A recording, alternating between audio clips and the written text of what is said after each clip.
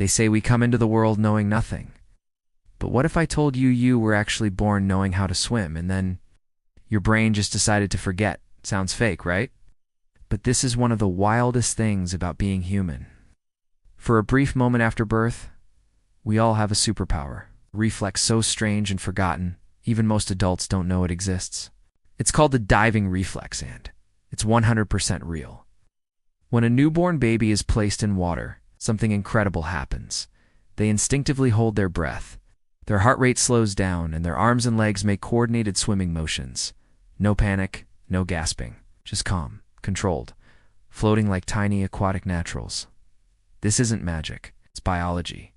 The mammalian diving reflex kicks in an ancient survival mechanism we share with dolphins, seals, and other sea mammals. It helps protect babies from drowning by redirecting blood flow to vital organs and conserving oxygen. But here's the catch. This reflex fades away. Around 6 months old, the body stops responding this way, unless it's trained. Why?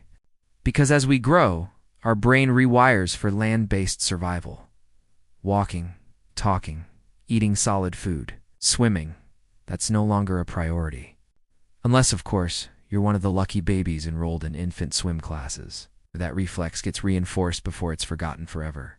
This reflex is so strong, babies can open their eyes underwater without irritation. It's been used in water birth techniques and survival training.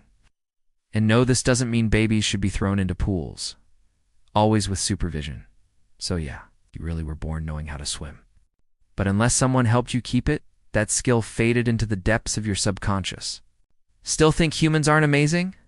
If you liked this surprising fact, hit that like button, subscribe for more Brainy Bites, and tell us, what's a weird body fact you know?